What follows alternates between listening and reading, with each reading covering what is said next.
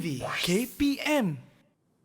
Assalamualaikum dan salam sejahtera. Seperti biasa, anda sedang menonton Road to Success SPM 2020. Saya Mira Nazir dan hari ini saya akan menemani anda selama 1 jam 30 minit untuk kita belajar dan juga menguasai teknik-teknik dan juga tips bagaimana untuk berjaya di dalam sesebuah subjek. Dan hari ini mata pelajaran yang akan sama-sama kita pelajari ialah kimia ataupun chemistry pecutan. Wow!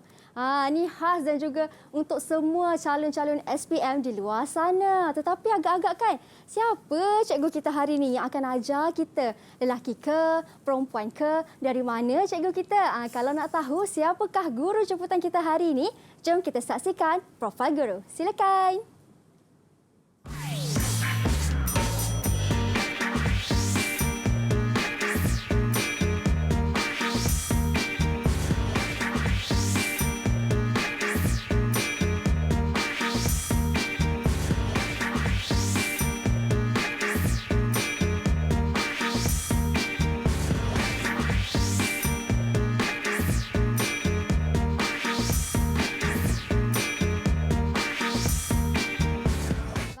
Itu dia cikgu kita untuk hari ini, Cikgu Hairul Amin. Assalamualaikum Cikgu. Hairul Nizam, maafkan saya. Assalamualaikum Cikgu. Waalaikumsalam warahmatullahi. Terima kasih Cikgu kerana sudi bersama-sama dengan saya dan juga murid-murid di rumah untuk kelas kita hari ini. Cikgu, dengannya jauh Cikgu datang dari Citra Kedah Cikgu? Ya, saya datang daripada Citra Kedah. Dari sekolah mana tu Cikgu? Daripada SMK Citra Kedah. Daripada SMK Citra Kedah. Cikgu, saya difahamkan bahawa calon-calon SPM kita ni akan menduduki kertas ini, kertas kimia ini kurang daripada 39 jam. Maksudnya lusa lah Cikgu. Ya. Wah, nampak tu. Maksudnya masanya sangat pendek kan Cikgu? Sangat singkat. Okey, 39 jam tu tolak tidur. Maksudnya memang tak cukup, Mira. Betul. Cikgu, tapi macam biasa bila kita berada dalam kelas ni, kita kena sentiasa patuhi kepada SOP kan Cikgu? Ya. Seperti yang kita buat sekarang, kita pakai pelitup muka, kita sentiasa menjaga jarak sekurang-kurangnya 1 meter dan sentiasa cuci tangan menggunakan air dan sabun ataupun hand sanitizer. Jadi Cikgu, jom kita pergi sanitize tangan kita dulu. Okey, jom Cikgu. Macam biasalah kepada adik-adik dekat rumah, kepada mereka yang dah boleh kembali ke sekolah. Sila Cikgu. Yang boleh kembali ke sekolah, jangan lupa untuk bawa hand sanitizer anda sendiri. Sentiasa jaga kebersihan, jangan dekat sangat dengan kawan-kawan. Okey Cikgu, boleh tanggalkan face mask.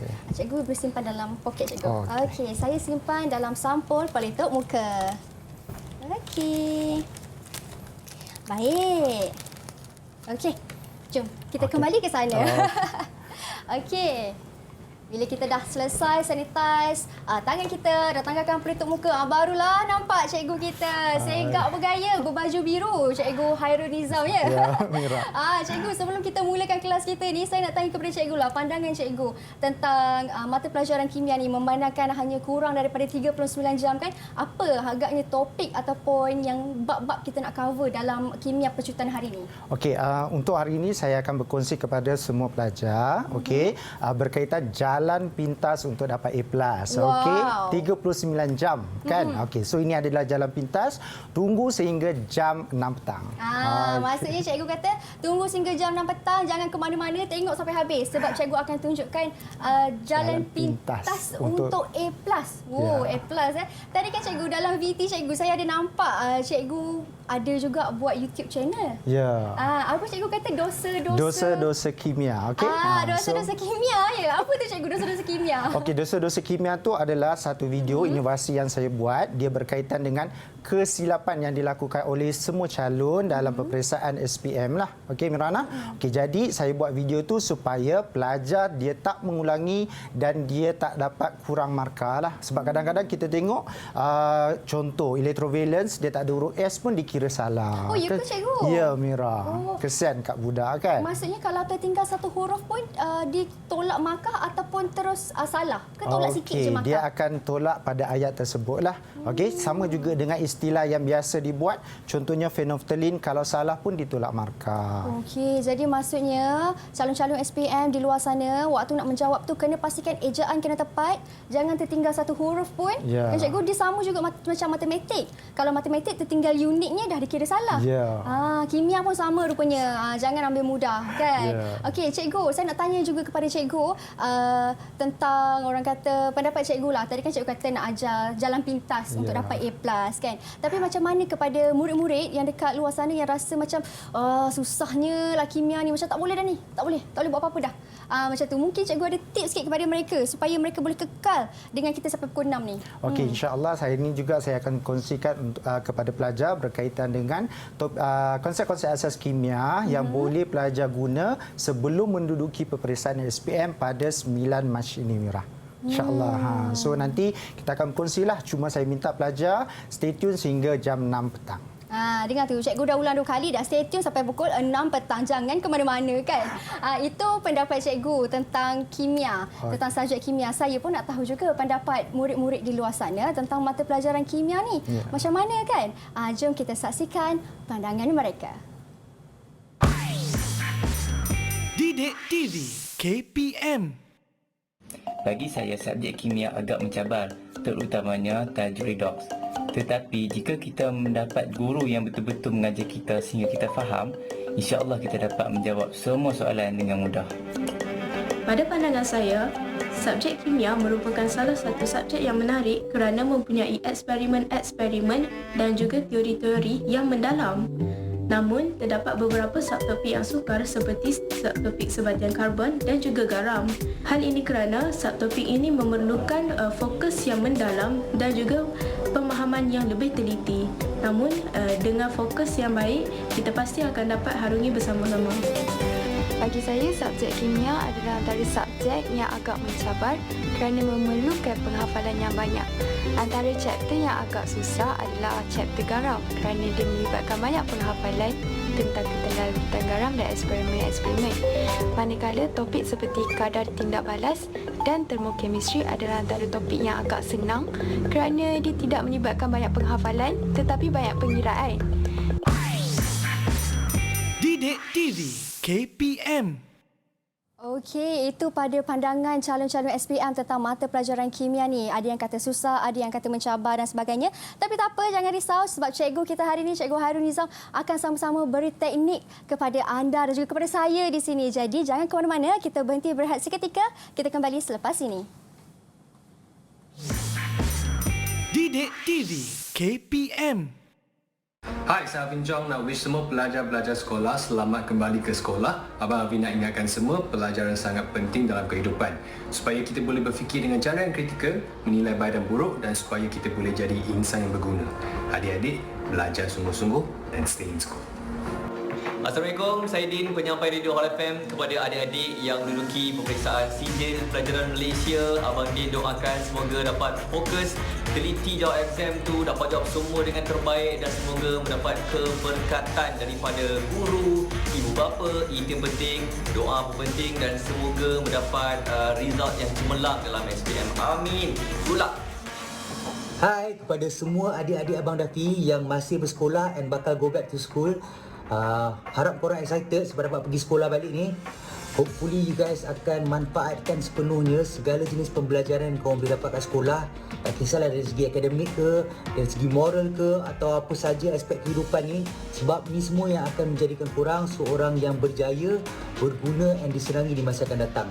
Satu lagi, trust me, masa persekolahan ni is the best time of your life yang once dah berlalu korang tak akan dapat balik dah. So make sure to enjoy it while it lasts and study smart. Bye guys, good luck. Didik TV KPM. Ya, itu dia pandangan-pandangan mereka. Dan kita pun dah nak masuk segmen kita yang kedua, iaitu kita nak dengar Cikgu Hairul Nizam kita bagi tips dan juga orang kata panduan lah bagaimana cikgu kata tadi nak dapat A+, kan. Tapi macam biasa, Kak Sri Mira nak ingatkan kepada anda untuk jaga SOP yang telah ditetapkan seperti pakai pelitup muka dan juga sentiasalah sanitize tangan. Jika tiada hand sanitizer, kerap-keraplah cuci tangan menggunakan air dan juga sabun. Okey? Cikgu, saya difahamkan bahawa kertas kimia untuk calon-calon SPM ini mereka ambil dalam 1 hari terus. Ya. Untuk kertas 1, kertas 2 dan juga kertas 3, cikgu. Ya, daripada pukul 8 sampai pukul 3.45. Sebab petang dah delay 15 minit kan. So satu harilah paper 1, paper 2 dan juga paper 3, Mira. Wow, maksudnya kalau waktu saya sebelum ni saya ambil ada orang kata gap-gap harinya. Yang ini mereka ambil terus sekaligus, cikgu. Terus sekaligus. Okey. Saya nak tanya juga kepada cikgu, berapakah markah ataupun orang kata setiap kertas 1, kertas 2 dan kertas 3 tu pembahagian markahnya macam mana, cikgu? Okey, untuk kertas 1 markah dia adalah 50. Okey, kertas 2 markah dia 100 dan kertas 3 markah dia 50. Okey, so jumlah markah dia adalah 200. Okey, so dia akan tukar kepada bentuk peratus jadi 100. Wow, okey. Maksudnya kena betul-betul fokus dekat setiap kertas-kertas tu kan, cikgu? Ya, kan? tapi untuk dapat A+, okey, pelajar kena dapat markah 80 dan ke atas. Oh, 80 dan ke atas dikira A+, cikgu? Sebenarnya A+ mungkin 90 dan ke atas lah. Tapi untuk dapat A, kamu kena strong bagi markah tu dapat 80 dan ke atas. Dia sebenarnya, Mira, kertas 1 tu kita mesti dapat 40 dan ke atas. Kertas 2, 70 dan ke atas dan kertas 3, 40 dan ke atas. Wah, okey. Dengar tu adik-adik. Maksudnya setiap kertas tu mainkan peranan. Jangan rasa macam tak apalah nak fokus. Saya betul-betul orang kata nak concentrate kertas 3 je. Tak boleh macam tu kan, cikgu? Tak boleh. Semua kertas tu ada peranan mereka. Semua menyumbangkan markah. Betul. Okey, dan di studio hari ini juga, cikgu, bukan hanya ada saya dan juga cikgu sahaja berdua, tapi ada juga anak-anak murid cikgu. Ada anak murid cikgu dari SMK Darul Aman Heights 1 Jitra Kedah.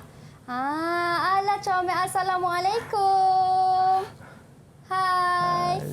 Dengar suara? Kalau tak dengar boleh buka mic. Jangan mute.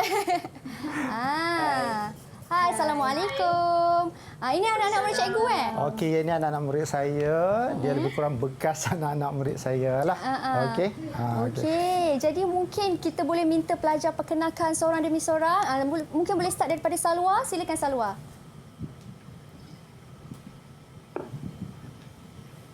Assalamualaikum, nama saya Salwa Asman, dari Sekolah Pelajaran Darul Aman 1. Okey, Salwa. Okey, Kuni Sofia? Assalamualaikum, saya Bu Anis daripada SMK Darul Aman 1. Seterusnya kita ada Alani Fatini. Assalamualaikum, nama saya Tengku Nurani Fatini daripada Sekolah Menengah Kebangsaan Darul Aman 1. Okey, dan Bill namanya. Teruskan. Nama? Salam sejahtera. Assalamualaikum warahmatullahi wabarakatuh. Nama saya Muhammad Iqbal Syahid bin Fauzi. Okey. Seterusnya Nik Batrisha. Salam sejahtera. Nama saya Nik Batrisha Kristina dari SMK Darul Aman 1. Kemudian kita ada Zahra Afika. Assalamualaikum, nama saya Nur Zahra Afika daripada SMK Darul Aman 1. Okey, inilah dia, cikgu. Kita punya murid-murid kita virtual. Ada 6 orang pelajar-pelajar dari sekolah cikgu Ya, Sekolah Menengah Darul Aman Heights 1. Jadi mereka ni adalah calon-calon SPM yang akan menduduki kertas kimia pada hari lusa lah. Ya. Wow. Okey, selamat maju jaya kepada anda dan kita kat sini kita fokus sama-sama lah cikgu. Okey, saya pun fokus jugalah. Okey, cikgu, mungkin cikgu boleh mulakan kelas cikgu hari ini. Silakan. Okey, bismillahirrahmanirrahim. Assalamualaikum warahmatullahi wabarakatuh. Okey, so hari ini saya akan berkongsi kepada semua calon yang menduduki peperiksaan SPM 2020 pecutan kimia iaitu chemistry. Okey, tertera di paparan adalah QR code. Okey, ini adalah inovasi yang saya buat berkaitan dengan video dosa-dosa kimia. Okey, so dosa-dosa kimia ni, Mira, dia berkaitan dengan kesilapan yang dilakukan oleh calon lah. So kita tak nak bagi, kita nak dapat markah penuh. So that's why saya buat dosa-dosa ni supaya pelajar boleh tengok. Okey, so ni nanti pelajar boleh scan pada TV pada kaca TV anda. Okey, seterusnya, kita mulakan kita punya perkongsian dengan kertas satu, menjawab kertas satu lah. Okey, saya akan buat kertas satu ni berdasarkan kepada pelajar-pelajar saya. Okey, so kita tengok kertas satu SPM 2010 nombor 9. Okey, raja satu menunjukkan sebiji belon udara berisi gas X. Okey, so belon berisi gas X ni, dia diberi. Okey, and then kita ada dalam manakah X ni kumpulan mana? Okey, dalam kumpulan manakah X terletak dalam jadual berkala? So jawapan A kumpulan 15, B kumpulan 16, C kumpulan 17 dan D kumpulan 18. Mungkin murid saya secara online boleh menjawab. Tunjukkan kad objektif yang saya bekalkan. Boleh tunjuk tak jawapan dia apa? Wow. So semua jawab apa? Semua jawab D. So jawapan dia adalah D kumpulan 18. Tahniah, semuanya betul. Maksudnya kamu dah tak sabar-sabar nak menduduki peperiksaan SPM. So sebenarnya kertas satu ni kamu kena buat, mesti buat. Kenapa? Cuba kita tengok. Inilah jalan pintas untuk kita dapat A+ kimia. So kalau kamu tengok, daripada form 4, form 5, ini salah seorang pelajar saya, dia tak pernah dapat A, tetapi dia buat kertas satu hampir 1,700 soalan dan dia mampu untuk dapat SPM A-. So sekiranya pelajar ini menonton, namanya Nur Halija, calon SPM 2018. Saya ucapkan tahniah lah. So jadi untuk kepada para pelajar yang ingin sama memperolehi A+. So apa yang perlu kamu buat? So kamu kena buat latihan 2B kertas 1 untuk soalan 5 tahun ke belakang daripada 2015 hingga 2019. Kamu kena dapat markah lebih daripada 40. Kalau kamu dapat bawah 40, kamu kena buat apa? So kamu kena usaha buat sehingga dapat 40 dan ke atas. So lepas buat, kalau salah boleh tanya kawan dan juga boleh tanya cikgu. So kertas satu ni sebenarnya dia menguji konsep anda. So kita teruskan slide saya. So ini adalah perkongsian pecutan akhir bagi subjek kimia. So kita ada dipaparkan tingkatan 4, tajuk-tajuk tingkatan 4 yang saya pilih, yang saya rasa yang saya nak kongsi kepada anda semua. And then kita ada tingkatan 5. Sedikit kalau ada masa kita akan sentuh kertas 3 bagi 2 tajuk, iaitu sifat oksida dan juga penggumpalan latex. So mungkin kita tak cukup masa atau terlebih masa, nanti kita akan tengok. Kepada semua pelajar, untuk dapatkan bahan perkongsian saya pada hari ini, semua pelajar boleh memuat turun bahan saya dengan mengimbas QR code yang tertera pada kaca TV anda. So hari ini saya akan berkongsi tajuk tingkatan 4 dan juga tajuk tingkatan 5. Setiap perkongsian saya akan ulas berkaitan dengan nota pantas dan juga soalan-soalan lazim. Kita teruskan kepada perkongsian kita pada hari ini. Yang pertama bagi tajuk struktur atom. So kalau kita tengok yang pertama diberi gambar raja atom X. So susunan elektron dia adalah 287. So belakang ni, belakang ni kita panggil dia adalah apa? Electrovalence. So electrovalence dia merujuk kepada penentuan untuk kumpulan. Disebabkan electrovalence dia 7, so kumpulan dia adalah 17. So macam mana saya dapat susunan elektron 287? So kamu tengoklah dalam lukisan struktur atom ni, kita ada apa? Petala pertama boleh terisi 2, 8 dan 7. Apabila kita tengok susunan elektron, kita akan menentukan dia punya color. So color, kita ada color 3 kerana dia mengandungi 3 petala yang terisi dengan elektron. Macam kita lah, color, saya bagi analogi, kalau kita ni miskin, biasanya kita nak jadi kaya, betul tak? Betul, so jadi nak jadi kaya biasanya 7 ni dia kena jadi 8 secara otak. So apa yang perlu dia buat? So dia akan terima 1 elektron. So bila dia terima, dia akan jadi ion. So terima dia akan jadi terima dia akan jadi ion negatif. So dia akan terima lagi 1 elektron. Boleh tak? Okey, then kita pergi kepada simbol perwakilan piawai. So kita ada X dan Y. Okey, so kita ada ni 35, yang ini 37. So yang ini adalah apa? Nombor nukleon. Okey. So yang bawah ni sama tak Mira? Sama cikgu. Okey, pelajar saya sama tak? Sama kan? Okey, yang bawah ni mungkin siapa boleh jawab? 17 ni melambangkan apa? Siapa boleh jawab? 17 melambangkan apa? Okey. Okey, Ku Anis. Sofia, okey. Ku Anis. Nombor proton. Okey, pandai. Kita ada nombor proton. Okey, so nombor proton sama. So bila kita tolak, okey 35 tolak 17 kita dapat berapa? 18 kan? Okey, dan 37 tolak 17 kita akan dapat 20. Okey. So yang ini bila kita tolak, yang ini sebenarnya bilangan neutron. Okey. Untuk neutron kita tak boleh sebut nombor neutron. Okey. Yang nombor kita hanya sebut proton dan juga nukleon. Okey. Dan inilah yang kita panggil dia adalah isotop. Okey. So maksudnya apa maksud isotop? Atom-atom unsur yang sama yang mempunyai bilangan proton yang sama tetapi berbeza bilangan neutron. Okey.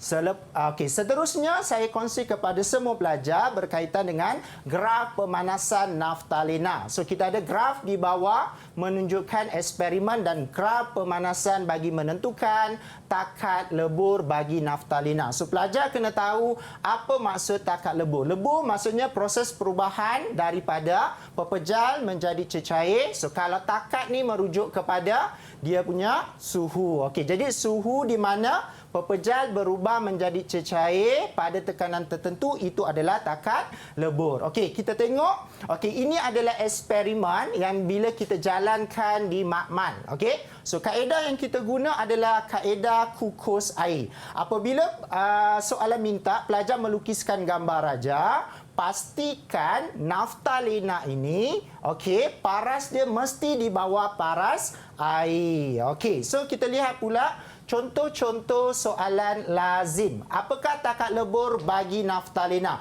So dipaparkan adalah graf. Okey, so pelajar saya boleh tak tentukan takat lebur bagi naftalina? Siapa boleh? Okey, Iqbal. 80. Okey, pandai. Sebenarnya kalau kamu jawab 80 dikira salah. Jawapan dia apa? 80 darjah. Okey, kita ada darjah Celsius. Tapi kertas 3, okey, ini untuk kertas 2 memadai untuk kamu buat 80 darjah Celsius. Tetapi kertas 3 mesti tulis 80.0 darjah Celsius. Okey, dan kita ada mengapa suhu malar dari T1 hingga T2. So T1 hingga T2 dia malar. Walaupun kita teruskan pemanasan. Betul tak? Okey, agak-agak sebab apa? Okey, bila kita panaskan, okey, kita ada tenaga haba diserap digunakan untuk mengatasi daya-daya tarikan di antara zarah-zarah. So tenaga haba diserap poin yang pertama. Okey, untuk mengatasi daya-daya tarikan ni adalah poin yang kedua. Bila kita cerita tentang takat lebur panas, okey, dia mestilah ada sejuk. So kita tentukan untuk takat beku. Okey. So graf di bawah menunjukkan eksperimen dan graf penunjukan bagi menentukan takat beku bagi naftalina. Okey. So apabila kita buat eksperimen ni, kita kena letakkan di dalam kelalang. Okey, kelalang apa ni? Kita panggil dia adalah kelalang kun. Okey, antara soalan lazim yang mungkin boleh ditanya kepada calon, satu, apakah takat beku bagi naftalina? Okey, berapa takat beku dia? Pelajar saya boleh seorang tolong jawab? Takat beku bagi naftalina. Silakan Okey. Salwa. 80 darjah Celsius. Okey, pandai. So, kita ada 80 darjah Celsius. Okey. And then, soalan suka tanya, mengapa suhu malar dari T1 hingga T2? Okey, so sama juga. Pada masa T1 hingga T2, kita sejukkan dia still malar. Okey, kenapa dia malar agaknya? Okey, yang tadi panas tenaga haba diserap. Sekarang tenaga haba dibebaskan. Tapi Mira, kita kena tulis apa? Kepersekitaran ni mesti ada. Okey? Okey, so baru ayat ni, okey, kita consider dapat markah yang pertama. So tenaga haba yang dibebaskan ke persekitaran diimbangi oleh tenaga haba yang terbebas apabila zarah-zarah menarik antara satu sama lain. Cikgu, saya ada satu soalan. Kalaulah murid tertinggal ke persekitaran tu, mereka tak dapat markah ke macam mana, cikgu? Okey, dia tak dapat markah poin yang pertama. Okey. So kena hati-hatilah. Okey, and then kita pergi kepada soalan yang ketiga. Okey, soalan yang ketiga, mengapa tabung didik? Okey, bila kita nak sejukkan, okey, kita letak dalam kelalangkun. Kita tak letak dalam rak tabung uji. Okey, so kenapa kita kena letak dalam kelalangkun? Sebab untuk mengelakkan super cooling atau kita panggil dia adalah penyejukan terlampau. Macam mana penyejukan terlampau? Nanti kamu akan dapat graf kamu, dia akan turun mendadak. Okey, yang ini yang kita panggil penyejukan terlampau. Okey? Okey, so ini contoh soalan berkaitan dengan struktur atom. Okey, so nota pantas bagi bab seterusnya. Kita ada formula dan persamaan kimia. So pelajar siri ke rektifan logam ni kena hafal. Okey? So kita ada daripada K sampai argentum di mana pembahagi dia adalah hidrogen. Logam yang berada di atas hidrogen kita consider dia adalah logam yang reaktif. Okey? Logam yang berada di bawah kita consider dia adalah logam yang kurang reaktif. Okey, sebab apa kita kena pandai membezakannya? Sebab untuk menentukan formula empirik Mira, kita ada dua cara. So untuk logam yang lebih reaktif, kita akan guna pembakaran menggunakan gas oksigen. Tetapi untuk logam yang kurang reaktif, kita akan guna gas hidrogen. So jadi pelajar-pelajar kena mahir dan kena tahu siri kereaktifan logam. Okey? And then kita tengok satu contoh berkaitan dengan penentuan formula empirik. Okey, so jadual menunjukkan keputusan eksperimen untuk menentukan formula empirik bagi kuprum 2 oksida. Okey, then dia bagi kamu penerangan dan juga jisim. Okey, saya tak baca lah nak. Okey, then soalan yang pertama, nyatakan masuk formula formula empirik. So apa masuk formula empirik? Okey, biasa pelajar akan jawab, ni yang dikatakan dosa-dosa Mira.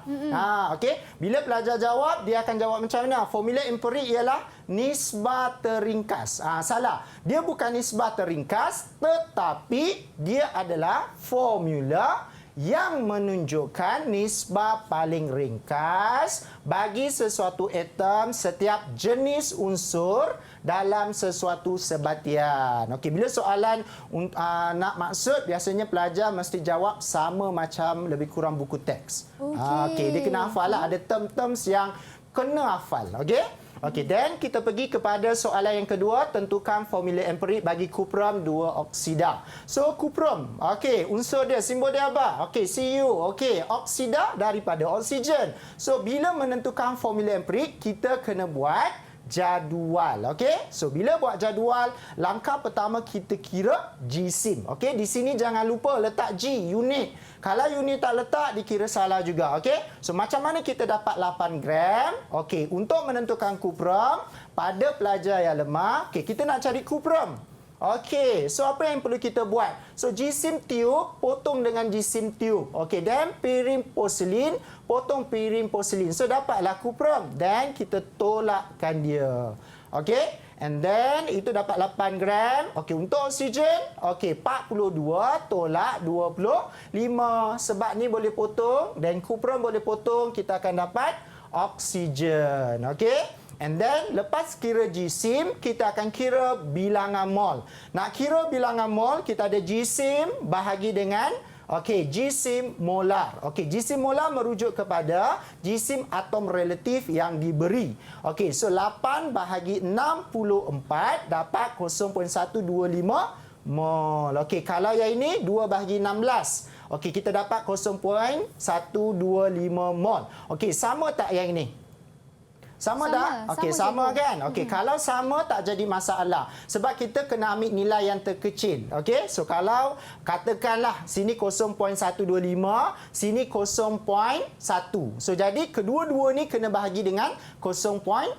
Tetapi disebabkan sama, kita bagi benda yang sama. So nisbah dia kita akan dapat 1-1, jadi formula empirik dia adalah CuO. Okey, boleh Mira? Boleh cikgu, jadi kalau nak bahagi tu kita ambil jumlah yang paling kecil? Paling kecil. Okey. So seterusnya kita pergi kepada slide saya yang seterusnya, yang ini adalah stoikiometri. Pelajar sebelum menduduki peperiksaan mesti mahir stoikiometri. Mesti keluar. Soalan ni mesti keluar tetapi bentuk dia adalah berbeza. Okey? So contoh kita ada apa? Natrium dan oksigen bertindak balas menghasilkan natrium oksida. So dia bagi gambar raja. Okey, natrium tindak balas dengan oksigen. So yang pertama, tulis persamaan kimia seimbang. So kita ada natrium kan? Okey, so ni bahan tindak balas Na campur oksigen, kita ada apa? O2. Dan menghasilkan Na2O. Okey? So bahan betul, hasil betul, baru dapat markah pertama. Okey, kalau lepas dah buat bahan dan hasil, kita seimbangkan dia. Kita tengok kiri dan kanan selepas anak panah. Okey, so markah yang kedua. Dekat sini pelajar kena hati-hati. Okey, sekiranya pelajar salah poin 1, automatik poin 2 kamu tak akan dapat. Okey, so that's why lah bila kita buat formula kena buat betul-betul. Okey. Okey, so soalan yang kedua. Okey, so biasanya kimia ni kamu baca, kamu pening. So jadi kamu terjemahkan dalam bentuk macam ni. Okey, so berapakah GC magnesium? Okey, natrium oksida yang terbentuk sekiranya 11.5 gram natrium dipanaskan dengan lengkap dalam oksigen. Okey, so ni tadi persamaan dia. So kita keluarkan. So diberi 11.5 gram natrium. Okey, so benda yang kita nak cari apa dia? So kita nak cari GC bagi natrium oksida. So langkah pertama kamu boleh buat kaedah tiang. Saya percaya ramai guru, dia ada kaedah masing-masing. Okey, so cuma saya menggunakan kaedah tiang. Okey, langkah pertama kita kena kira bilangan mol siapa yang diberi nilai. So yang diberi nilai siapa dia? Na lah kan? Okey, so jadi kena kira bilangan mol bagi Na. So kita ada 11.5 bahagi dengan 23, kita akan dapat 0.5 mol. Okey, itu langkah pertama. Langkah kedua, kita buat perkadaran stoikiometri. So daripada persamaan tadi, ada berapa mol bagi Na? Ada 4, betul tak? Okey, then kita nak cari Na2. So ada berapa mol dia? Okey, 2. So kalau 4 dapat 2 maksudnya setengah, betul tak Mira? Betul. Okey, so kalau 0.5 okey, kita akan dapat 0.25 mol Na2. So bila dah kira bilangan mol, boleh tak cari GC? Okey, boleh cari GC. So nak cari GC macam mana? Guna kaedah segitiga. So nak cari GC sama dengan bilangan mol darab dengan GC molar. So kita ada 0.25 darab 62, kita akan dapat 15.5 gram. Okey, so biasanya ni poin 1, okey, ni poin 2, and then ini poin yang ketiga. Biasa. Cikgu, kalau tertinggal gram dekat belakang tu boleh tak cikgu? Okey, kalau tertinggal gram dikira salah. Jawapan akhir mesti ada unit. Paling penting adalah jawapan akhir, Mira. Okey? Okey, boleh tak? So, saya ingatkan pelajar stoikiometri ni kena buat latihan. Okey? Okey, then kita pergi kepada bab seterusnya, nota pantas jadual berkala. Okey? So ini jadual berkala kamu. Okey, so kita ada contoh. Okey, yang ini kumpulan wabak. Okey, yang ini kita ada kumpulan 1. Nama lain bagi kumpulan 1 kita ada apa? Logam akali. Okey? So untuk kumpulan 2 kita ada logam akali bumi. Okey, yang kita panggil ni lah. Okey, yang tengah-tengah ni kita panggil dia adalah unsur-unsur peralihan. Di sini ada 3 sifat istimewa dia. 1, digunakan sebagai mangkil. 2, Okey, nombor pengusidaannya wujud lebih daripada satu. Yang ketiga, okey, dia boleh wujud sebagai sebatian ion yang berwarna. Okey, and then kita ada kumpulan 17. Okey, kumpulan 17 ni nama lain dia adalah apa? Halogen. Macam kita lah. Kan ada nama lain, Mira. Okey, then kita ada kumpulan 18. Kita ada apa? Kita ada gas nadir ataupun gas adi. Okey. So kalau kita tengok warna ni, okey, kita ada warna apa? Okey, kita tolak yang ni lah. Yang ni bukan dalam silibus. Okey, kita ada warna apa?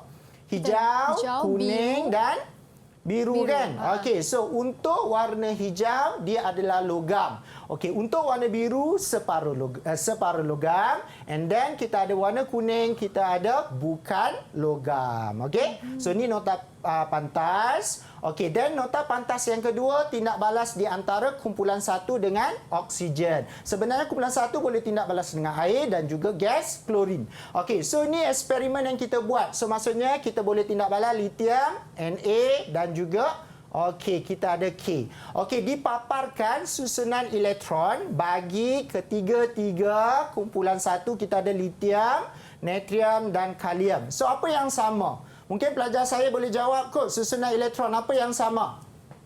Silakan siapa nak jawab apakah yang sama untuk ketiga-tiga tu. Silakan Nick Patricia. Electrovalence dia sama. Okey, terima kasih ni Patricia. Electrovalence sama. So electrovalence dia berapa? 1. Bila electrovalence sama means maksudnya okey, sifat kimia dia sama. Sifat kimia sama tu maksudnya apa? Litium, natrium dan kalium boleh tindak balas dengan oksigen. Cuma yang berbeza adalah kereaktifan. Macam mana kita nak tahu kereaktifan dia berbeza? Kita tengok kepada yang pertama sekali saiz atom. Okey? So kalau kita buat lukiskan susunan atom. Okey, so kita akan dapat litium. Okey, ni saiz dia. Okey, saya ambil kalium. Okey, atom kalium ni saiz dia. Okey, kalau saiz besar, okey, tengah-tengahnya ada nukleus. So dia ada daya tarikan nukleus di antara nukleus dengan electrovalence. So kalau jauh, daya tarikan dia lemah. Okey, kalau dekat daya tarikan dia kuat. Okey, bila lemah, atom kalium ni mudahlah melepaskan satu electrovalent. So kereaktifan kumpulan 1 menunjukkan okey, kalau siapa atom yang mudah melepaskan satu elektron, dialah yang paling reaktif. Okey, so kita tengok soalan yang kelima yang berkaitan dengan tindak balas di antara kumpulan 1 dengan oksigen. So jadual menunjukkan satu eksperimen dijalankan untuk menentukan kereaktifan kumpulan 1 bertindak balas dengan oksigen. So dia bagi dah. Okey. So 1, kamu nak tengok pemerhatian, kamu tengok pada okey, dia punya tindak balas. Terbakar perlahan. Okey, yang ni terbakar sangat cergas. So bila sangat cergas maksudnya siapa yang paling reaktif? Okey, set yang kedua. Okey, so kamu kena declare siapa yang paling reaktif. So bila kita nak terang, sebenarnya yang kurang reaktif ni saiz dia lebih kecil berbanding okey, yang paling reaktif dalam set ni saiz dia lebih besar. Okey, so bila kita jawab, okey, kita tengok dulu soalan persamaan kimia bagi set yang kedua. Okey, so kalau persamaan kimia dia bagi Y. Ni lagi satu tips ni saya nak abang. Okey, so dia bagi Y. Okey, kamu jangan guna simbol yang sebenar. Okey, so gunalah Y. Okey, walaupun kamu tahu. Biasanya soalan kimia dia jarang menggunakan simbol yang sebenar sebab dia nak tengok kamu faham konsep ataupun tidak. Okey, so kita ada 4Y campur O2. Okey, dapat 2Y2O. Okey, so yang ni point 1, yang ini point yang kedua. Okey, then B, terangkan perbezaan pemerhatian. Okey, saya ada satu tips. Kalau dia sebut terangkan perbezaan pemerhatian, biasanya pelajar dia akan salin balik pemerhatian ni. Kalau salin balik tak dapat markah sebenarnya kadang-kadang. Okey, tapi kalau nak buat sebagai rujukan bolehlah. Tapi bila sebut terangkan perbezaan pemerhatian, kamu kena terangkan kenapa pemerhatian seperti ini. Okey? Okey, dan kita nak cerita dari segi yang pertama, saiz atom Y lebih besar berbanding atom X. Okey, nombor 2, daya tarikan nukleus terhadap satu elektrovalent semakin lemah bagi atom Y. Okey, 3, atom Y mudah melepaskan satu elektrovalence, and then kita kena buat kesimpulan. Kesimpulan kita siapa? Siapa yang lebih reaktif? Y lah. Okey, so Y lebih reaktif berbanding X. Cikgu, saya ada lagi satu soalan saya tanya cikgu. Boleh. Cikgu, itu kan cikgu buat untuk persamaan kimia tu, 4Y tambah 02 O2. O2. Okey. Lepas tu anak panah kan? Ya. Kalau ada murid-murid gantikan dengan tanda sama tanda dengan, boleh ke equal? Okey, terima kasih Mira. Sangat bagus soalan tu. Okey. So kalau kamu buat sama dengan sebenarnya salah. Okey, sebab sama dengan maksudnya bahan dan hasil tu adalah sama. Sedangkan dia menghasilkan dia menghasilkan hasil yang lain. So daripada tindak balas bahan ni, dia akan menghasilkan hasil tindak balas. Okey. So kena buat anak panah.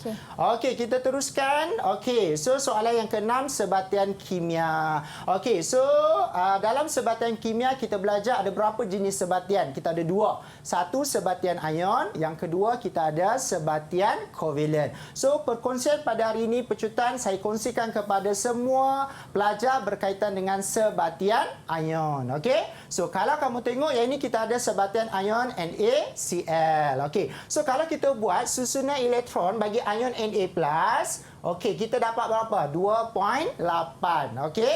And then kalau kita ada atom Na, maksudnya nak kembalikan dia kepada keadaan neutral. Okey, so positif ni bermaksud apa? Positif ni bermaksud dia melepaskan satu elektron. Okey, jadi nak dapat atom Na, kamu kena patahkan balik. Maksud dapatkan semula, that's why kamu dapat 2.81. Okey, daripada atom Na nak jadi Na+, dia kena buat apa? Atom Na kena melepaskan satu elektron atau menderma satu elektron, untuk membentuk ion Na+. Kenapa dia perlu menderma satu elektron? Sebab dia nak mencapai oktet. Oktet ni maksudnya belakang elektrovalence ni kita ada 8. Okey. So poin yang 1 dan poin yang kedua kita cerita berkaitan dengan atom Na, bagaimana nak menjadi ion Na+. Okey. Untuk poin yang ketiga dan yang keempat kita cerita ion yang kedua. So daripada gambar raja kita ada susunan elektron bagi ion klorida adalah 2.8.8. Negatif maksudnya selepas dia menerima satu elektron. Okey. So untuk kembali dia dalam keadaan atom klorin, so kita kena buang satu elektron lah. Okey. So kita akan dapat 287. Okey. Tadi dia terima. So yang ni kita kena buang balik satu. Okey. So dia dapat 287. Okey. So dia akan terima satu elektron untuk menjadi ion klorida. Okey. So poin 3, 4 kita cerita kenapa dia menerima satu elektron. Sama juga. Dia nak untuk mencapai susunan elektron oktet yang stabil. Okey. Okey, untuk poin yang kelima, bila kita ada Na+ dengan Cl-, positif negatif. Okey, sama juga macam kita kan lelaki dengan perempuan. Okey, so kita akan tertarik antara satu sama lain. So bila ada Na+ dan Cl-, dia akan tertarik antara satu sama lain untuk membentuk sebatian ion dengan formula NaCl. Okey, dia akan tertarik oleh daya elektrostatik yang kuat. Okey? Okey, boleh Mira? Ini contoh soalan esei lah. Boleh. Okey, kita teruskan perkongsian kita berkaitan dengan nota pantas bagi elektrokimia. So, saya boleh katakan elektrokimia merupakan soalan yang sangat popular. Okey? So, saya hanya menumpukan elektrolisis larutan aqueous. Okey, bila kita sebut aqueous, ada berapa faktor yang terlibat? So, kita ada 3 faktor kedudukan ion. And then kita ada faktor kepekatan dan juga faktor jenis elektron. Okey, yang paling senang kita nak ingat adalah faktor jenis elektron. Sebab apa? Kita menggunakan logam kuprum yang sama. Okey? Okey, faktor kedudukan ion dan faktor kepekatanlah yang menjadi masalah. Okey? So macam mana kita nak kenal? Kita lihat dia punya kemolaran. Okey? So kemolaran dia kalau faktor kepekatan biasanya dia akan bagi kemolaran dia 1.0 mol DM negatif 3. Okey, kalau faktor kedudukan dia akan bagi biasanya 0.0001 mol DM negatif 3. Maksudnya dia banyaklah decimal point tu. Okey, nanti saya akan berkongsi kepada semua calon penumpuan kepada faktor kepekatan. Okey, di sini ada tips bila kita menjawab soalan elektrolisis lah. So yang pertama sekali pelajar mesti tentukan anode dan kathod. Barulah kamu boleh menyelesaikan soalan elektrolisis. Okey, dan yang kedua kamu kena buat pergerakan ion. Siapa ion yang ion manakah yang pergi ke kathod, ion manakah yang pergi ke anode. Okey, and then kita buat setengah persamaan bagi proses pengoksidaan dan penurunan. Okey, macam mana kita teruskan? Okey, so kita ada soalan yang ketujuh. Okey, yang ini elektrokimia bagi faktor kepekatan. Okey, terangkan sel elektrolisis berikut. Okey, pertama sekali kita mesti tentukan apa? Kita kena tentukan terminal ikut pada bateri. Okey, so ni terminal positif dan di sini kita ada negatif. So elektrod ni kita panggil anode. Okey, dan elektrod ni kita panggil kathod. Okey, and then anode ni, so anode kita sambung dekat positif, kathod pada negatif. Dan yang kedua kita ada larutan natrium klorida. So bila sebut larutan natrium klorida, dia akan ada 4 ion yang terlibat dalam tindak balas elektrolisis, iaitu Na+, Cl- dan daripada ionization of water. So kita ada H+ dan OH-. Okey. So kita dah senaraikan ion Na+, Cl-, H+ dan OH-. Okey, ion yang akan bergerak ke anode adalah OH- dan Cl-. Okey, siapa yang kita akan dipilih untuk dinyacaskan? Okey, disebabkan ini adalah faktor kepekatan. Okey, kita ada Cl- dengan OH-. So siapa kita nak, ion apa yang kita perlu pilih? Kita perlu pilih Cl-. Okey, sebab apa pilih Cl-? Sebab ion Cl- lebih pekat berbanding ion hidroksida. Okey, so jadi persamaan dia kita ada 2 Cl- anak panah menghasilkan Cl2 campur 2E.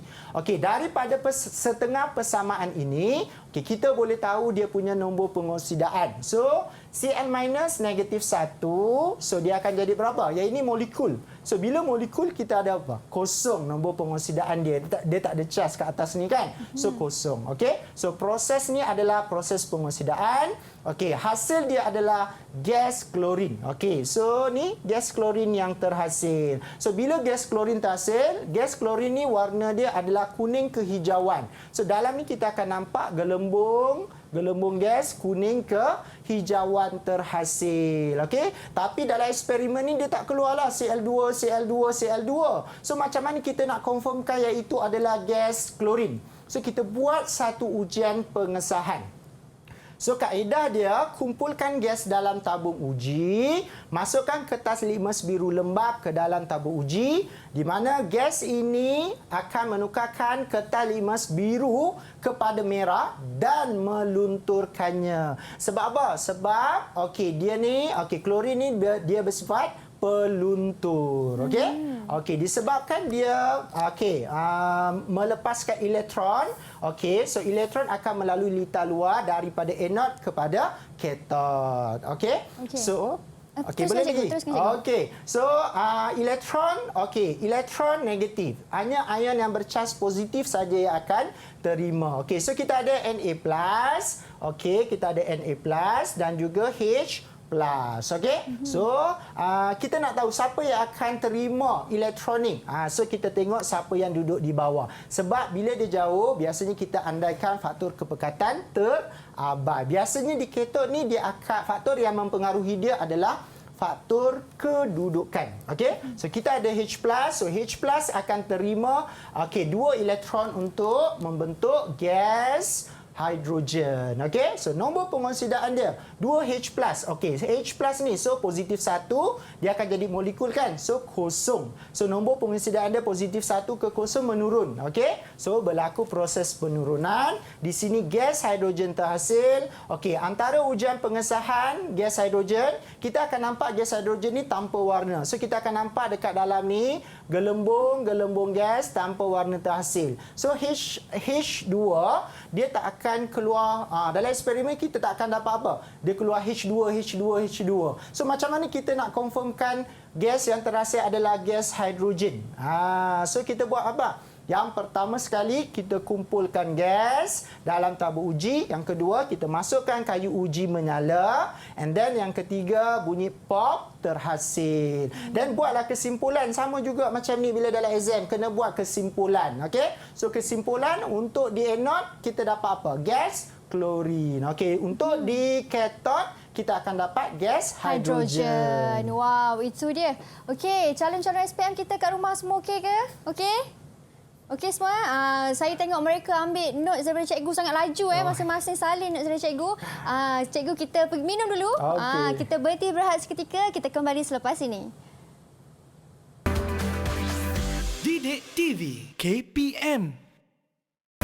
Didik TV KPM. Baik, kembali kita di Road to Success SPM 2020 dengan mata pelajaran kimia, pecutan ataupun chemistry yang akan adik-adik ataupun calon SPM kita duduki pada hari lusa. Ya, cikgu, sekejap je rasanya tu kan. Okey cikgu, kita di segmen yang terakhir lah ni ya. Tadi cikgu ada terangkan tentang asid dan juga orang kata hidrogen, gas hidrogen dan sebagainya. Dan untuk yang kali ni cikgu nak terangkan apa pula? Okey, untuk hari ini, seterusnya perkongsian berkaitan dengan asid dan base, kebiasaan asid dan peneutralan. Okey, so biasanya, ini contoh soalan lah. Ramalkan isi padu asid yang digunakan bagi eksperimen 2. Katakan kita ada buat eksperimen peneutralan menggunakan kaedah titration. So mula-mula kita ada HCl. Then kita gantikan dengan H2SO4. So maksudnya kita ada asid sulfurik. Okey. So yang ini kita membezakan dari segi kebiasaan, basicity of acid. Okey. So diberi set 1 kita ada 25.00 cm padu. Sebab apa saya buat 2 titik perpuluhan? Sebab kita menggunakan burette. Okey. Dan set 2 soalan suruh ramalkan isi padu asid yang digunakan bagi asid sulfurik. Okey, dalam hal ni pelajar kena mahir. Untuk bab asid dan base saya nak bagi satu tips yang sangat berharga. Okey. So asid base kamu mesti hafal dia punya maksud. Maksudnya asid kuat, asid lemah, asid monoprotik, asid diprotik. Okey. So untuk asid monoprotik, so kita ada HCl. Okey, so untuk asid diprotik kita ada H2SO4. Okey. So apa maksud asid monoprotik? Okey, asid monoprotik ialah asid yang mengayon di dalam air menghasilkan satu ion hidrogen per molekul asid. Per molekul asid ni mesti ada. Okey. Okey, berbanding dengan di. Di itu maksudnya 2, mono tu 1. Okey, so asid diprotik mengayon di dalam air menghasilkan 2 ion hidrogen per molekul asid. Okey, so sekarang ni kita nak ramal. Okey, yang ini adalah analogi. Saya tak cakap yang ini adalah konsep yang sebenar, tetapi analogi yang mungkin boleh kamu faham tentang konsep bagi monoprotik dengan diprotik. Okey, cuba kita tengok. Kalau asid sulfurik tadi dia menghasilkan 2 ion hidrogen. So katakan dalam satu titis kamu ada 2H+. Kalau HCl mengayon, dia akan menghasilkan 1 ion hidrogen per molekul asid. So ada 1H+. Okey, cuba kita buat peneutralan untuk asid sulfurik. Sekali titis dia boleh menetralkan dua-dua. Betul tak? Okey, kalau kamu ada HCl, satu titis HCl dia menetralkan 1 OH-. So jadi dia perlukan lagi satu. So jadi isi padu dia sini mesti 2 kali ganda, sini sekali ganda. So kalau di sini 25, agak-agak set 2 kita akan dapat berapa? Ada tak pelajar yang nak jawab? Silakan. Siapa tahu jawapan? Okey. Okey, Iqbal. Bill. Unmute dulu mic, tak dengar. Okey. 12.50 cm2. CM2 ke CM3? CM3 padu. Okey, CM3. padu. Okey, so jawapan dia adalah 12.50 cm3, cm padu. Okey. So yang ini analogi, bukan konsep yang sebenar tapi boleh memudahkan kamu faham. Okey. Kita pergi seterusnya nota pantas bab garam. Okey, untuk kesan haba ke atas garam biasanya kita buat, okey, kamu diberi anion ada 4, betul tak? Okey, biasa yang akan keluar dalam exam biasa. Sebab okey, sulfat dengan klorid ni biasanya garam dia tidak mudah terurai. Yang biasa terurai adalah karbonat dengan nitrat. Okey, so kita ada, okey, kalau karbonat bila kita panaskan dia akan menghasilkan 2 hasil. Okey, kalau nitrat bila dipanaskan dia akan menghasilkan 3 hasil. Okey, so hasil yang sama adalah logam oksida. Okey, jadi kita tengok dekat sini, okey, logam oksida ni ada 3 logam oksida yang perlu kamu beri perhatian. Yang pertama adalah plumbum 2 oksida. So yang ni macam mana nak ingat? So kita ingat PQ. So maksudnya perang bila panas, kuning bila sejuk. Sebab warna dia ni kamu kena hafal supaya kamu kena pasti garam yang terhasil ataupun garam yang dianalisis. Okey, dan kita ada zinc oksida, kita ingat kupu. So kuning bila panas, putih bila sejuk. Okey, dan kita ada kuprum 2 oksida. So kita ada warna hitam. Okey, dan kita tengok satu contoh soalan. Saya nak bagi kamu faham bahawa bab garam ni, tadi kita tengok VT, ramai cakap bab garam payah. So garam ni sebenarnya bab yang senang. Hari-hari kita makan garam kan? So bab ni yang paling senang sebenarnya. Okey, kalau kita tengok, okey, eksperimen 1, dia akan menghasilkan berapa hasil? 2, betul tak? So bila 2, dia adalah garam karbonat. Okey? Okey, so dia adalah garam karbonat. Okey, kalau dia menghasilkan 3 hasil, dia adalah garam nitrat. So kamu dah skopkan kecil untuk pemanasan garam. Okey, dan kita tengok baki R, pepejal perang bila panas, kuning bila sejuk. So perang, PQ. So bila PQ, okey, R ni adalah apa? So R ni adalah PbO, plumbum 2 oksida. So air kapur menjadi keruh. Gas apa yang mengeruhkan air kapur? So kita ada gas karbon dioksida. So sekarang ni disebabkan bila kita panas menghasilkan 2 hasil, so dia adalah garam jenis karbonat. Okey, disebabkan dia ada PbO, jadi cation ion dia mestilah ada Pb2+. So garam apa yang kita panaskan ni? Okey, so garam yang dipanaskan adalah plumbum 2 karbonat. Okey? Okey, untuk set yang kedua kita ada masih ada PQ. Bila PQ maksudnya baki R tu adalah PbO juga, plumbum 2 oksida. Gas B, gas yang berwarna perang adalah gas apa? Nitrogen dioxide. Okey, so yang ini kita ada NO2. Okey, menyalakan kayu uji berbara. So dia adalah, okey, kita tengok dia adalah apa? Gas oksigen. Okey, so sekarang ni yang ini garam apa? Disebabkan ada 3 hasil, so dia adalah garam jenis nitrat. So kita ada baki R tadi, ada cation dia adalah Pb2+. So kita ada Pb2+. So garam yang kita buat eksperimen garam Q ni adalah plumbum 2 nitrat. Okey, seterusnya bagaimana kita nak menentukan bahan asas, okey, apabila kita nak buat garam terlarutkan dengan garam tak terlarutkan. Okey, so yang pertama, yang ini garam yang bukan jenis natrium, okey, bukan jenis ion natrium, ion kalium dan ion amonium. Okey, so biasanya yang ini kita buat, okey, belakang ni menunjukkan asid yang kita guna. Sebagai contoh, kita ada zinc klorida. So zinc klorida belakang ni menunjukkan asid yang kita guna. So kita ada HCl. Okey? So apa yang boleh kita campurkan supaya dapat garam zinc klorida?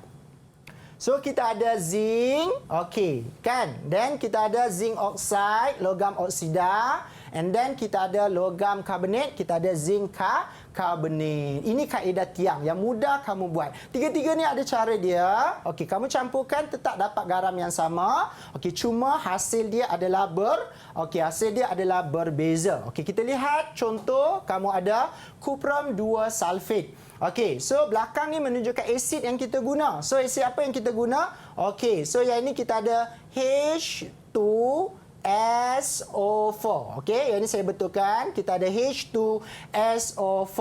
Okey, so apa yang boleh kita guna? Kita ada kuprum, kita ada kuprum 2 oksida dan kuprum 2 karbonat. Okey, tetapi dalam kes ini saya buat asterisk Okey, so dalam kes ini, okey, untuk kuprum 2 sulfat, kamu tak boleh guna copper. Okey, kuprum. Sebab apa tak boleh guna kuprum? Sebab kuprum ni bila dia jadi ion, dia tidak boleh menggantikan ion hidrogen, okey, dalam dalam mana?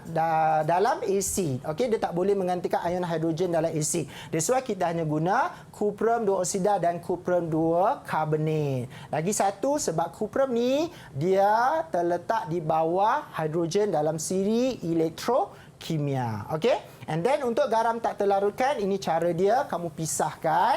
Okey, so kita ada barium nitrat dan juga natrium sulfat. Okey, boleh tak? Okey, ini cara nak menentukan bahan asas apabila kita membuat garam terlarutkan dan juga garam tak terlarutkan. Okey, and then kita nak buat penyediaan garam. Okey, yang ni saya buat sepintas lalu. Okey, mungkin kamu ada cara yang nak hafal lah untuk membuat garam. Okey, garam terlarutkan. So kalau saya mengguna tengku tak kisah tentang periksa selagi tak kosong. Oh, okey? itu cikgu dia punya Akronim. Oh, okey. So tengku ni tuang, tak ni tambah, kisah ni kacau, ti ni turas, periksa panas, selagi sejukkan, tak turaskan, kosong keringkan. Okey, so yang ini ada, saya rasa mungkin pelajar okey boleh ambil gambar pada skrin telefon ataupun skrin TV anda kan. Okey. So sebab kita kejar masa nak bagi habis pecutan ni.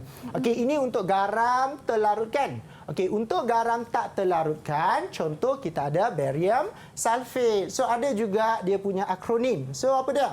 Tak tenang kalau tak buat kerja. Tapi kita mungkin tenang. Tenang ke kita nak jawab exam? Okey, tak ni tuang, tenang ni tambah, kalau ni kacau, tak ni turas, buat bilas. Sebab apa kita kena bilas? Garam yang terasa adalah garam tak terlarutkan. Jadi dia tak akan larut, so kita kena bilas. Tujuan dia nak dapat garam yang tulen. Dan kita keringkan. Kaedahlah sama dengan garam terlarutkan. Okey, seterusnya, okey, nota pantas untuk bahan kimia. Okey, saya hanya sentuh sikit. Proses sentuh untuk asid sulfurik. Okey, proses Haber untuk amonia. Okey, and then kita ada mangkin yang kita guna vanadium 5 oksida, suhu dia 450 darjah Celsius, tekanan dia adalah 1 atm. Okey, untuk proses Haber amonia, okey, pada paparan kita ada 200 atm tekanan dia. Okey, mangkin yang kita guna adalah besi, suhu dia adalah 450 darjah Celsius. Okey, alloy ni macam mana nak kenal? Okey, cara dia, okey, mungkin kamu ada cara tersendiri. Nak dapat alloy bronze. Bronze ni gangsa kuprum campur stannum. Okey, kalau stilik, okey, steel ni keluli. Maksudnya iron campur carbon. Okey, dan kita ada brass. Brass ni maksudnya loyang. Maksudnya kamu campur copper dengan zinc. Okey? Okey, seterusnya kita masuk tingkatan 5. Okey, kita ada teori pelanggaran bagi faktor kepekatan. Bila sebut faktor kepekatan, kita kena mention teori pelanggaran dalam 5 poin. Poin yang pertama berkaitan, kita declare siapa kadar tindak balas yang lebih tinggi. So, kita tengok yang ini lebih pekat, betul tak? So, set 2 kadar tindak balas dia lebih tinggi. Yang kedua, kita kena sebut apa? Okey, faktor yang terlibat dalam tindak balas ni. So, kepekatan natrium thiosulfate eksperimen 2 lebih tinggi. Okey, yang ketiga, bilangan zarah ion thiosulfate per unit isi padu lebih banyak. Okey, and then yang keempat, okey, di sini saya nak tekankan bila kita sebut frekuensi pelanggaran antara zarah-zarah biasanya. Okey, tetapi di sini kamu kena mention ion siapa yang berlanggar dengan ion siapa. So kalau asid dia akan menyumbang ion hidrogen. Okey, kalau natrium thiosulfate yang menyumbang adalah ion thiosulfate. Dan yang kelima, frekuensi pelanggaran berkesan antara zarah-zarah adalah lebih tinggi. Okey, yang ni sebatian karbon. Okey, macam mana kita nak kenal kumpulan berfungsi bagi 5 siri homolog? So, yang pertama kita ada alkana, yang kedua kita ada alkena, yang ketiga kita ada alkohol, yang keempat kita ada asid karboksilik dan yang kelima kita ada ester. Okey, dan kita ada formula AMP. So formula am, alkana, alkena, alkohol dan asid karboksilik. Okey, ester ni saya cakap kat student saya tak perlu hafal sebab dia gabungan di antara alkohol dan juga asid karboksilik. Okey, dan kita tengok soalan sepintas lalu. Okey, proses penapaian, okey, kita ada glukosa. So glukosa ni dia akan menghasilkan alkohol. So alkohol ni yang terhasil adalah jenis etanol. Okey. So kalau kamu tengok siri homolog ni, okey, sama jugalah. Okey. Kita nak buat soalan nombor 7 ni. Okey, kita ada glukosa. So berlaku proses penapaian, dia akan menghasilkan alkohol. So alkohol apa yang terhasil? Etanol. Okey. So dia mengalami proses D. Okey, hydrate maksudnya tambah air, pendi, D maksudnya buang air. Bila buang dapatlah etena. So tindak balas 1 ni kita ada kalium manganat 7. So dia adalah tindak balas apa? Pengoksidaan. So bila pengoksidaan kamu dapat asid karboksilik. So R ni asid karboksilik tapi nama dia adalah asid etanoik. Okey? Okey, dan kita pergi kepada pendehidratan alkohol. Yang ni maksudnya kita nak buang air lah daripada alkohol. Okey, so ini persamaan dia. Cuma saya nak tekankan kepada pelajar, selain serpihan porselin, kamu boleh guna aluminium, okey, oksida. Okey? And then kita pergi kepada pengesteran. Pengesteran tindak balas di antara alkohol dan juga asid karboksilik untuk mendapatkan ester. Okey, dengan kita ada asid sulfurik, H2SO4. Okey, pekat nah. Okey, sebagai lebih kurang mungkinlah. Okey, so yang ini kita ada apa? Okey, formula struktur bagi alkohol, yang ini formula struktur bagi asid karboksilik. Okey, so untuk alkohol dia akan hilang H, untuk asid karboksilik dia akan hilang OH. Dan kamu gabung yang belakang ni, gabungkan dengan alkohol. So kita akan dapat macam mana? Kita akan dapat macam ni. Kalau kita buat formula struktur bagi ester, yang depan ni mesti mula dengan part asid karboksilik. Yang belakang mesti mula dengan part alkohol. Tetapi bila kita namakan, kita mesti mula dengan part alkohol berakhir dengan part asid karboksilik. Okey, dan kita pergi pada nota pantas. Okey, yang ini kita ada penggumpalan lateks lah. So, bila lateks tergumpal, kita buat apa? Kita akan masukkan asid, kan? Sebab asid buat apa? Asid meneutralkan membran protein ni. So, bila dia meneutralkan membran protein yang bercas negatif, so kita ada apa? Zarah-zarah getah ni dia boleh berlanggar antara satu sama lain, menyebabkan membran protein ni pecah dan molekul polimer bagi getah dia akan bergabung dan tergumpal. Okey, dan kita pergi pada pengoksidaan, penyesaran. Penyesaran ni sangat penting pada saya. Sebab biasanya kamu belajar penyesaran ni, kamu belajar tingkatan 4, redox dan juga haba penyesaran.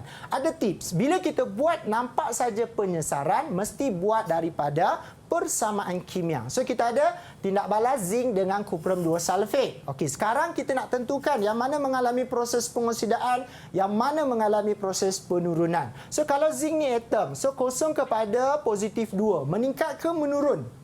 Okey, dia adalah meningkat. So proses pengoksidaan dan dia adalah konjugatlah ejen penurunan. Okey, bila proses pengoksidaan dia akan melepaskan elektron. Dia akan membuang 2 elektron lah, melepaskan. Okey, dan untuk kuprum pula, di sini nombor pengoksidaan dia berapa? Positif 2, dia akan jadi kosong. So berlaku proses penurunan. So dia adalah ejen pengoksidaan, dia terbalik. Okey, and then kamu ada Cu2+ campur 2E akan dapat Cu. Okey, so kita ada setengah persamaan proses pengoksidaan dan juga proses penurunan. Okey, so sekarang kita nak buat persamaan keseluruhan ion. So kita nak buat, kita buat macam mana? Kita gabungkan. Bila elektron sama, so seolah-olah kita boleh cancelize. Dan kita kumpulkan sebelum anak panah, okey, bahan, and then kita kumpulkan hasil. Okey? Okey, dan kita pergi pada perpindahan elektron pada satu jarak. Yang ini pelajar suka panggil apa? Eksperimen YouTube. Bukan YouTube video tu. Okey. So yang ini kita ada cara yang paling mudah. Okey. Langkah pertama kamu nak buat soalan ni, kamu kena cari dahulu ejen pengoksidaan. So ejen pengoksidaan yang kamu belajar dalam silibus kamu ada berapa? 4. Okey. Air bromin, air klorin, kalium manganat 7 berasid dan kalium dichromate 6 berasid. Okey, dan yang mana ejen pengoksidaan? Yang ini, betul tak? So, ejen pengoksidaan kamu tulis sebelah ni, ejen pengoksidaan. So, bila dia ejen pengoksidaan, dia berlaku proses penurunan. Penurunan maksudnya terima elektron. Bila terima elektron, maksudnya elektron bergerak daripada elektron A kepada B melalui litar luar. Okey, dan kalau sini berlaku proses penurunan, di sini berlaku proses pengoksidaan. Siapa yang akan mengalami proses pengoksidaan? Diberi larutan kalium iodida. Ion iodida inilah yang akan mengalami proses pengoksidaan. Macam mana saya tahu? Cuba tengok nombor pengoksidaan dia. -1 kepada 0. Dia meningkat kan.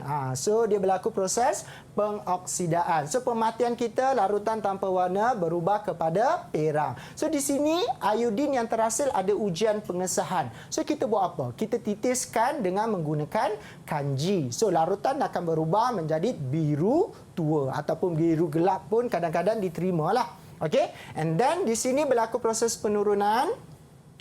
Ion manganat dia akan diturunkan menjadi ion mangan. Okey, so nombor pengoksidaan yang ni kamu kena kira Mn tu berapa nombor pengoksidaan dia. So dia ada positif 7. So kita ada positif 7 kepada positif 2. So maksudnya berlaku proses penurunan, larutan ungu berubah menjadi larutan tanpa warna. So bahan yang lain yang mungkin boleh gantikan, okey, para pelajar boleh melihat pada paparan kaca TV anda. Okey? So, saya teruskan perkongsian berkaitan dengan termokimia haba peneutralan.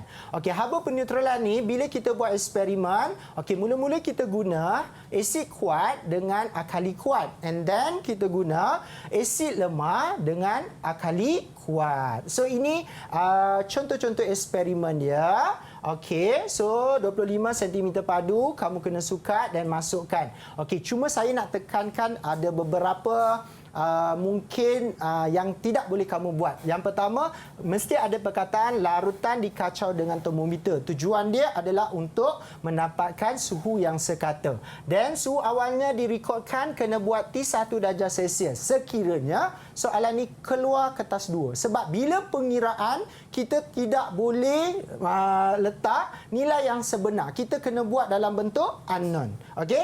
And then 3, kita guna reagen yang kedua. Okey, dan kita kacau untuk dapatkan suhu awal yang kedua bagi larutan yang kedua. And then kita campurkan. Okey, dan kita kacau dan kita rekodkan suhu tertinggi. Suhu tertinggi untuk haba peneutralan sangat penting. Sebab di sini ramai pelajar jawab suhu akhir. Suhu akhir maksudnya apabila suhu tertinggi tercapai, kamu biarkan pada suhu bilik. So, jadi di sini kalau kamu buat suhu akhir, dikira salah. Dan kita ulang menggantikan asid yang lagi satu, iaitu asid etanoik.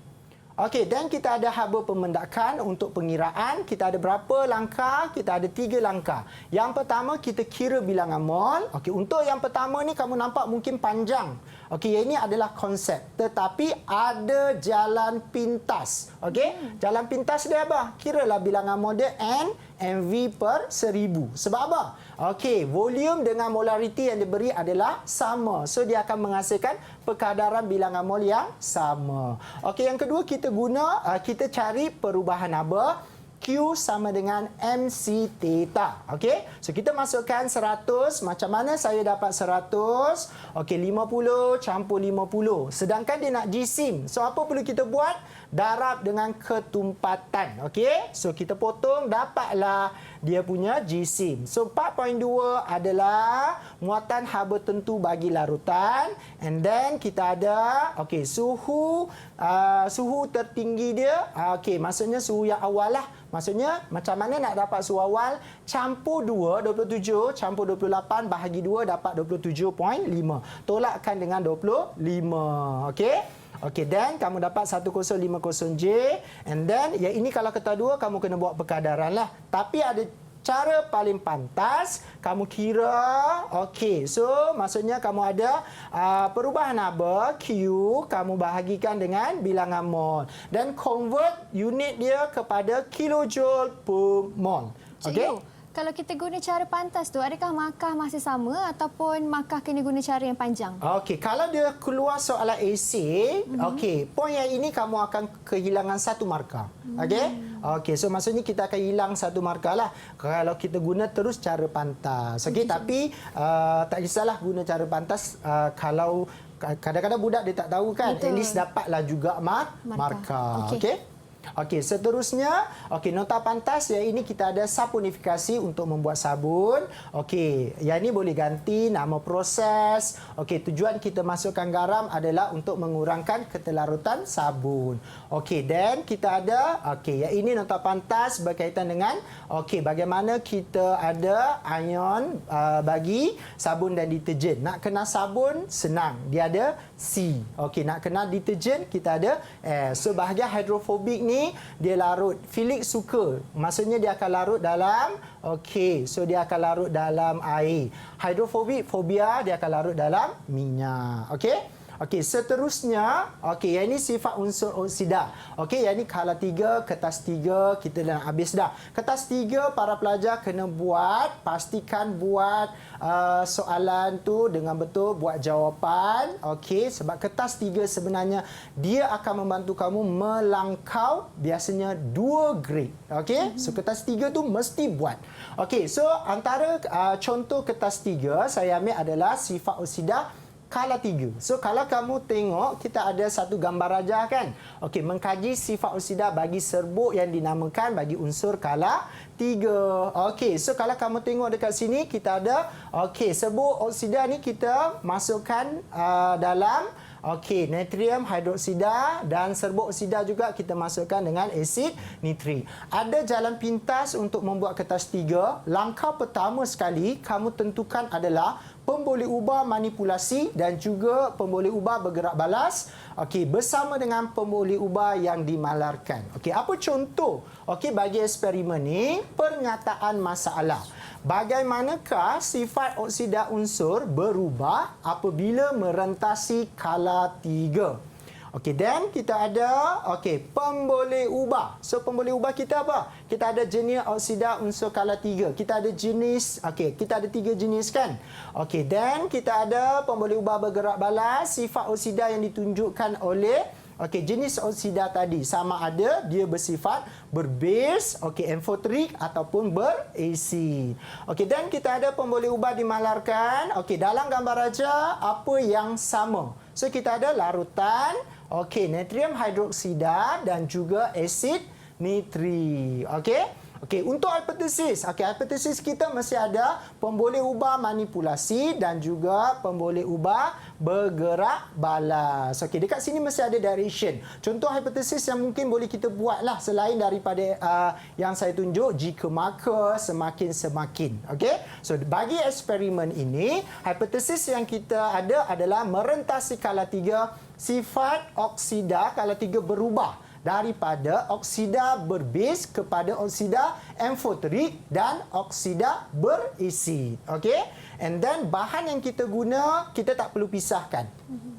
Cuma nasihat saya, kita senaraikan bahan yang terpenting. Sekiranya bahan yang terpenting kamu tidak senaraikan, okey, berkemungkinan eksperimen kamu dikira salah dan mungkin kamu boleh dapat kosong. So kita ada sebut magnesium oksida, aluminium oksida, fosforus pentoksida. Maksudnya kita ambil daripada oksida berbase, oksida amfotrik dan juga oksida berasid. Okey, dan kita ada asid nitrik, kena sebut dia punya kemolaran. Okey, larutan natrium hidroksida, kena sebut dia punya kemolaran. Okey, road culture, rak tabur uji. Okey, dan tabur uji penunuh Bunsen. Okey, dan pemegang tabur uji dan juga spatula. So bahan ni kena buat. Okey? Okey, saranan saya selepas kamu buat bahan dan radas, kita akan buat apa? Prosedur. Tetapi Okey, kamu kalau boleh buat juga gambar raja. Sebenarnya gambar raja dia akan memandu kita untuk membuat prosedur. Kita ada banyak eksperimen. So macam mana kita nak ingat? Sebelum exam, buka buku, tengok saja gambar raja. Okey, so dia akan memandu kita apa? Untuk membuat prosedur. Okey?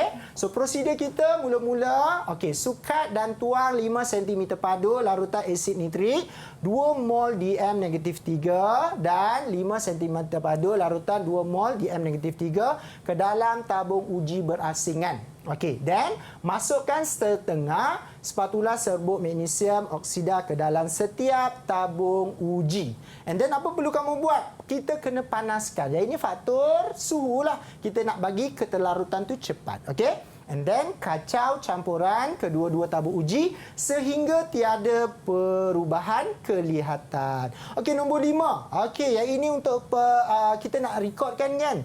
Okey, jangan guna catatkan. Biasakan guna rekodkan. Rekodkan dia lebih sistematik. Okey, rekodkan ketelarutan serbuk oksida dalam asid dan alkali. Okey. Dan prosedur yang keenam, biasanya kita repeat eksperimen dengan menggantikan pemboleh ubah manipulasi yang lain, iaitu magnesium oksida diganti dengan serbuk aluminium oksida dan fosforus pentoksida. Okey, untuk penjadualan data, so kita ada 3 jenis oksida tadi. So kita ada magnesium oksida, aluminium oksida, fosforus oksida. So ketelarutan dia ada dalam asid, dan juga kita ada dalam alkali. So biasanya kita ada magnesium ni kalau dia larut dalam asid, katakan kalau sesuatu oksida tu larut dalam asid, maksudnya dia boleh tindak balas dengan asid. Dia adalah apa? Kamu kena tentukan sama ada dia oksida berbase, amphoteric ataupun asid. Saya rasa itu saja perkongsian saya, Mira, hari ini. Wow, itu dia perkongsian daripada Cikgu Hairul Nizam tentang nota ringkas ataupun nota pantas. Cara untuk menjawab kimia pecutan kepada calon-calon SPM yang bakal menduduki kertas peperiksaan ini pada lusa. Jadi, terima kasih saya ucapkan kepada Cikgu Hairul datang jauh dari Kedah, Cikgu. Citra Kedah, dan juga kepada semua calon-calon SPM kita, iaitu pelajar ataupun murid-murid dari SMK Darul Aman Heights 1 Citra Kedah. Terima kasih. Kami di Road to Success mengucapkan semoga kejayaan milik anda, terutama sekali dalam menjawab kertas peperiksaan ataupun kertas SPM kimia ini.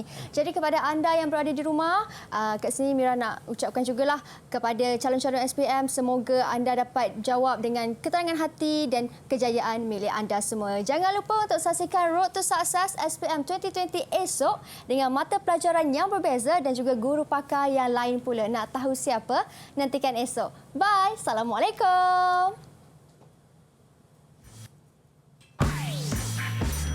Didik TV KPM. Assalamualaikum warahmatullahi wabarakatuh dan salam sejahtera. Saya ingin mengucapkan selamat maju jaya dan selamat menuju peperiksaan SPM 2020 kepada anak anda Ahmad Fikri bin Hasbullah yang kini sedang belajar di SMK Arau, Perlis. Didoakan agar beliau sentiasa dirahmati dan dalam peliharaan Allah, selalu diberi kekuatan fizikal dan mental untuk terus menjawab kertas-kertas peperiksaan dengan lancar dan beroleh kejayaan yang cemerlang. Fikri boleh. Assalamualaikum warahmatullahi wabarakatuh. Saya Zakiah binti Abu Bakar, merupakan ibu kepada Niza binti Abdul Rahim yang sedang menduduki peperiksaan SPM di Sekolah Menengah Konvent Al-Azhar. Saya ingin mengucapkan selamat maju jaya dan semoga lancar dalam menjawab peperiksaan dan you can do it.